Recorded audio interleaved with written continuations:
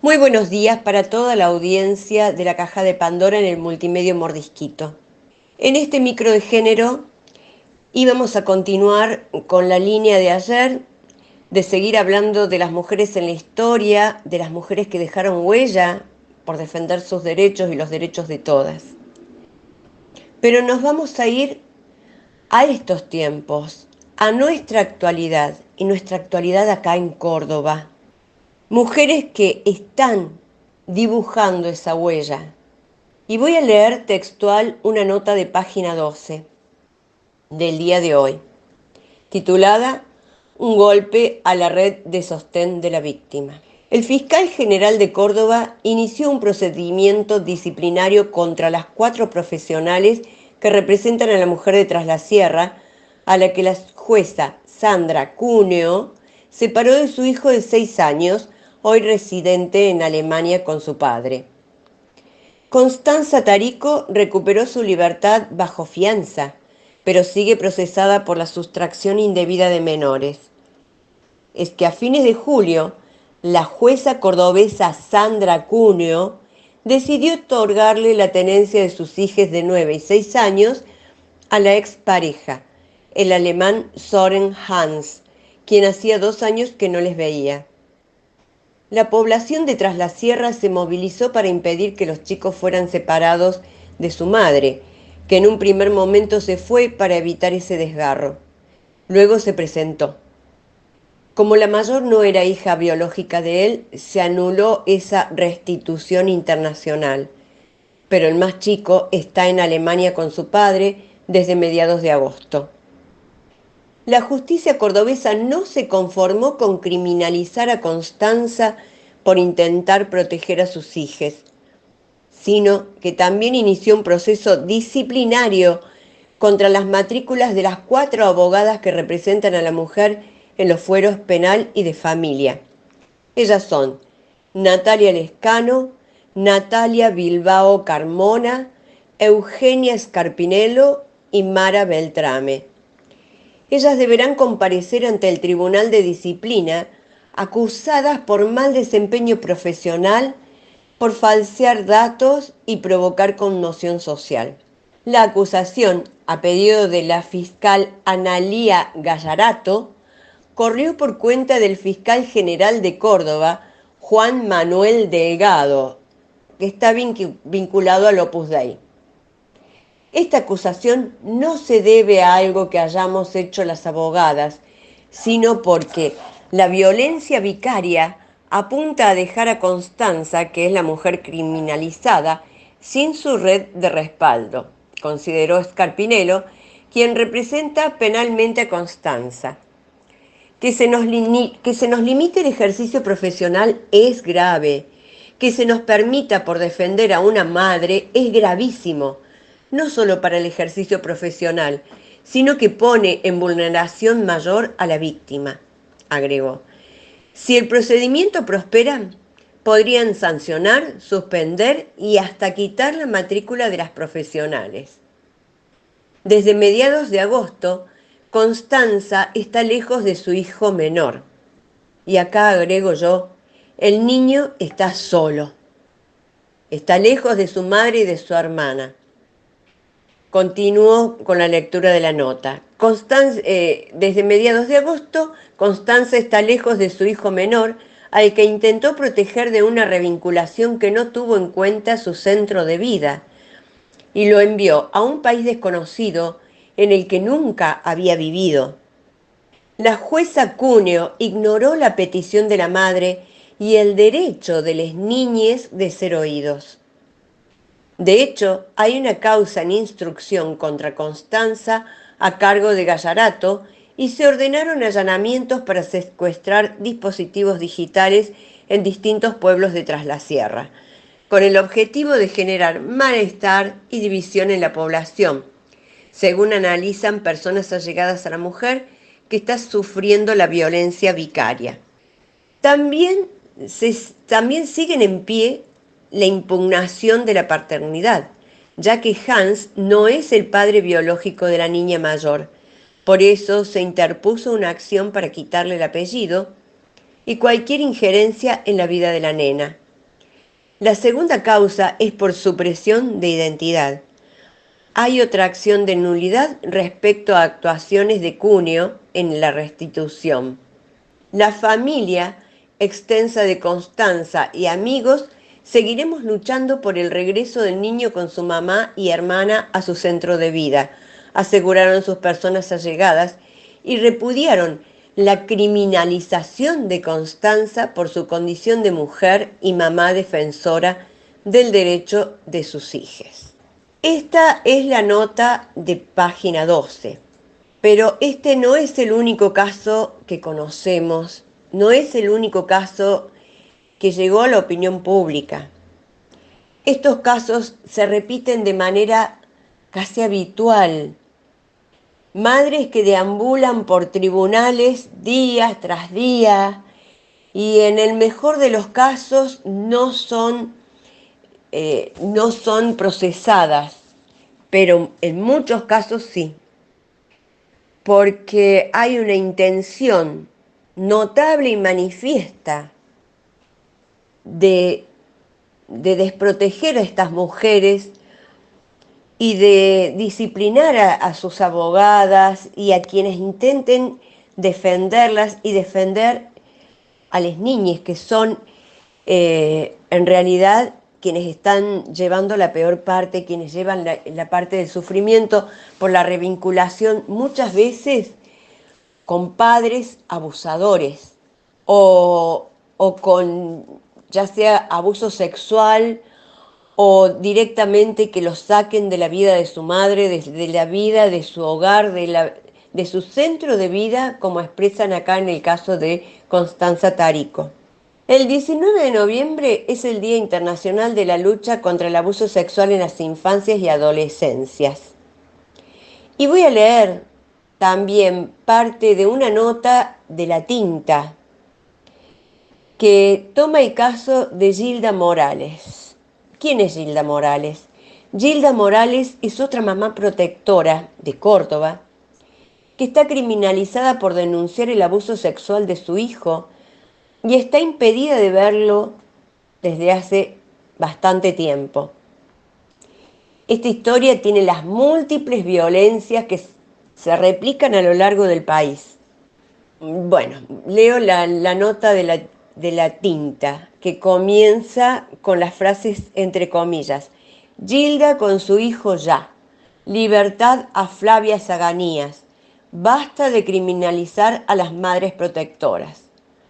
Algunas de estas fueron pintadas en las calles de San Luis cuando fue el Encuentro Plurinacional de Mujeres Lesbianas, Trans, Travestis, Intersexuales, Bisexuales y No Binarias en esa ciudad.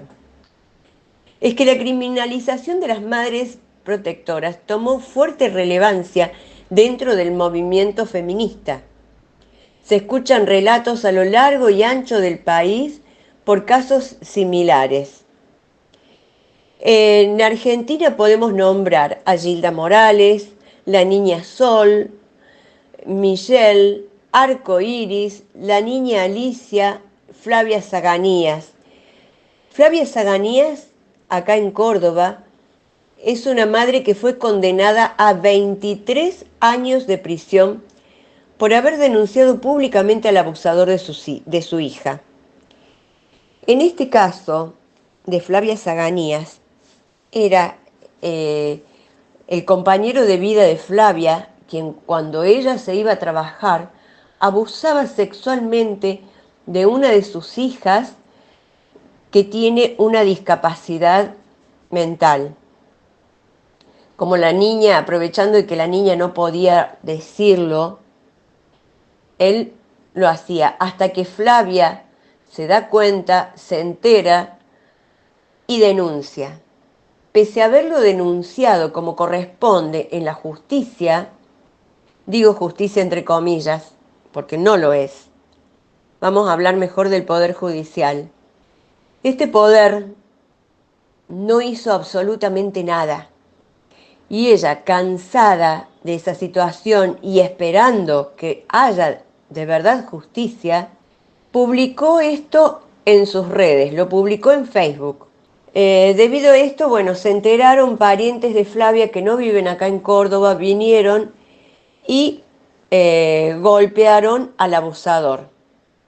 El abusador la denunció y acá el Poder Judicial, en vez de hacer foco en los abusos sufridos por la niña, en el tremendo daño a esa familia, hicieron caso de la acusación del abusador, la procesaron a Flavia y cuando la llamaron a declarar a tribunales directamente ahí, la llevaron presa. Hubo una gran lucha porque la separaron de sus hijas, 5 niñes. La ley dice que en esos casos no tiene que estar fuera del hogar. En ese caso, cuando hay menores, sobre todo cuando hay menores de 5 años, la prisión debe ser domiciliaria, cosa que no se hizo. Con muchísimo esfuerzo y luego de mucho tiempo, y se logró esa prisión domiciliaria con la ayuda y el apoyo de las redes feministas, de las actrices feministas argentinas y particularmente con el apoyo de las actrices feministas Córdoba. De las actrices feministas argentinas vino Telma Fardín, que también se hizo, se hizo cargo de esa causa, de acompañarnos. Y volvemos al caso de Gilda Morales. Gilda Morales es docente y es madre de 3 hijos.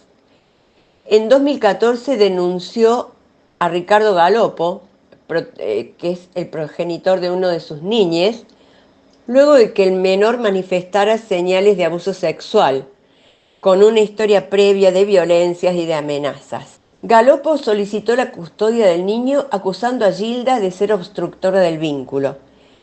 Comenzaron una serie de relevamientos ambientales. El cuerpo técnico de la familia estaba evaluando la situación porque procesalmente la jueza de ese caso, Silvia Cristina Morcillo, no podía tomar una decisión sin una opinión del cuerpo técnico, pero mientras tanto empezó a ordenar allanamientos compulsivos a mi casa para llevarse a mi hijo, narra Gilda en conversación con La Tinta. Estos allanamientos resultaron infructuosos porque las personas que iban, lo entrevistaban y respetaban la palabra del niño nunca se lo pudieron llevar. El cuerpo técnico entonces expresó la inviabilidad del cambio de guardia, y acá leo un entrecomillado, porque el progenitor de mi hijo no estaba en condiciones de tenerlo debido a sus rasgos psicológicos y describieron prácticamente a un psicópata, sigue Gilda. Sin embargo, y pese a que la causa por abuso sexual todavía está abierta y sin investigar, la jueza ordenó que el niño fuera entregado a su progenitor a través de una medida cautelar, acusando a Gilda de madre obstructora del vínculo paterno-filial.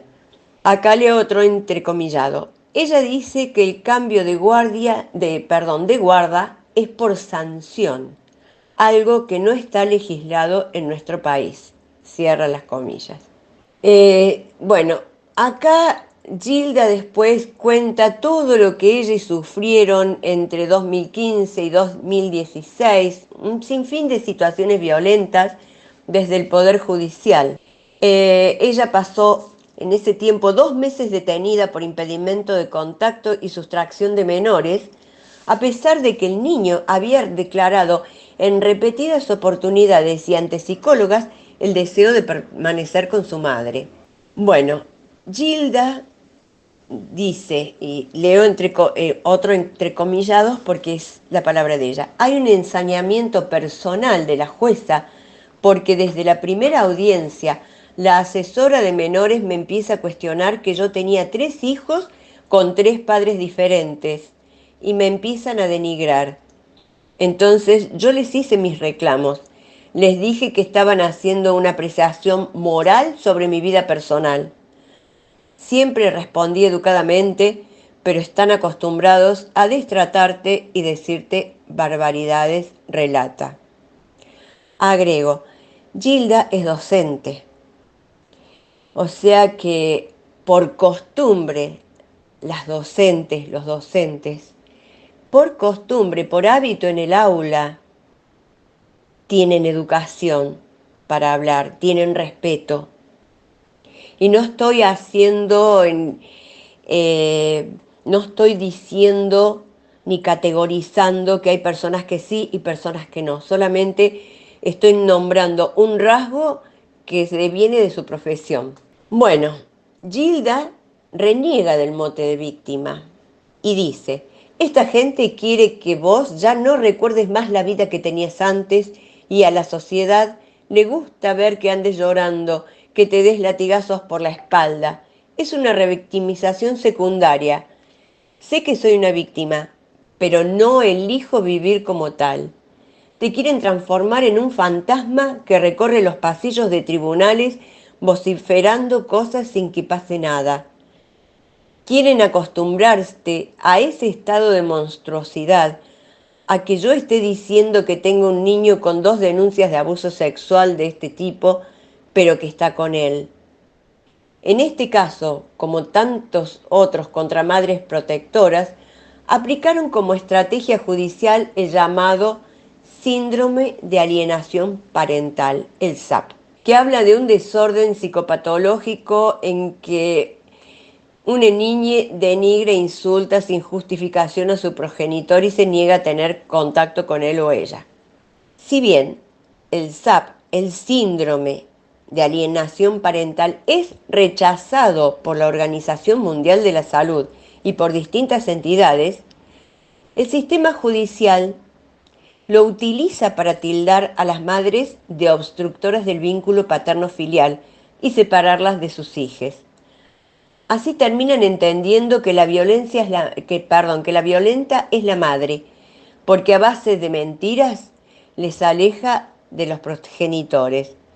No es un falso síndrome, porque esto quiere decir que hay uno que es positivo y tampoco es inexistente, porque existe en el Poder Judicial y es ampliamente utilizado, señora Gilda. Continúa relatando que en ese momento, esta nota es de 2022, hace 7 años que sacaron a mi hijo de mi hogar y ahora hace 2 años que no tenemos absolutamente ningún tipo de contacto. Actrices argentinas difundió un video donde hablaban de la situación de Gilda, su hijo, y la tortura sufrida desde el Poder Judicial de la provincia de Córdoba. Todo lo que dicen está respaldado en instrumentos públicos. El colectivo de actrices fueron amenazadas y sintieron mucho miedo. El Tribunal de Familia dijo que debido a la visibilización amplia que había tenido la causa, mi hijo se había visto afectado y que entonces yo no podía verlo más.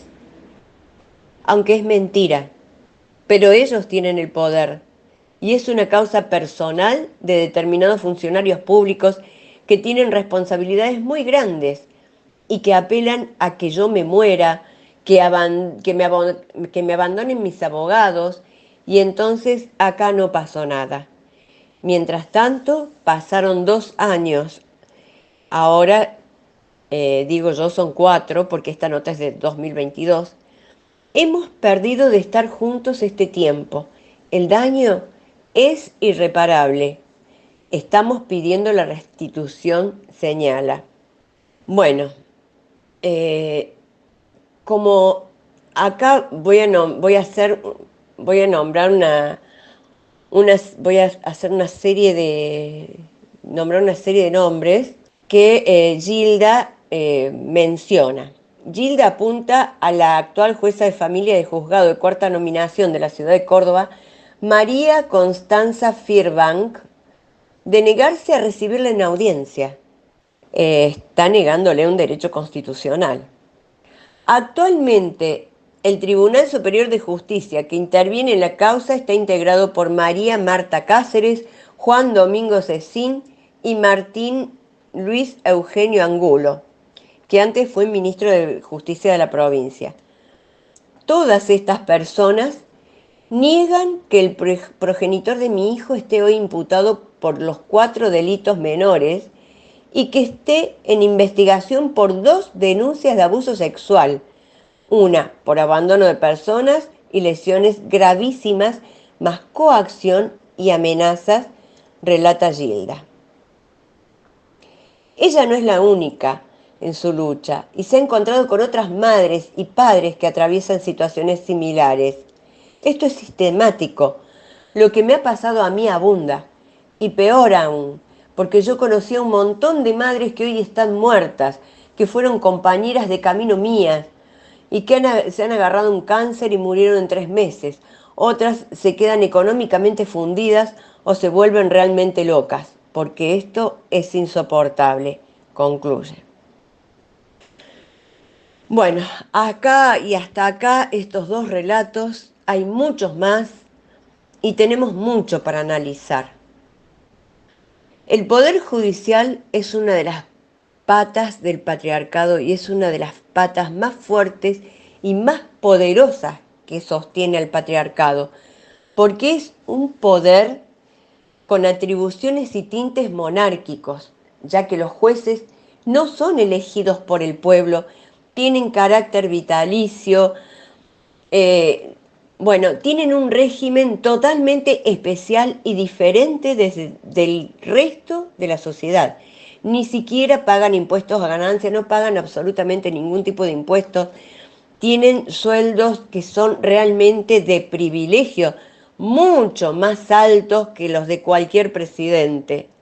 Y una costumbre que hay acá en Córdoba por parte de los jueces, que es el de desestimar los informes de los cuerpos técnicos. Es decir, el Poder Judicial no, cuando toma una decisión y dicta una sentencia, debe hacerlo poniendo en el tapete, además de todas las pruebas que existan, testimonios y demás, el relevamiento que hacen los cuerpos técnicos, psicólogos, psicopedagogas, trabajadores sociales, bueno, médicos, si fuese el caso, testimonios de los vecinos, una serie de elementos que tienen que usar para dictar sentencias y que son sistemáticamente desestimados, como en estos casos de las madres protectoras en que las niñas, los niños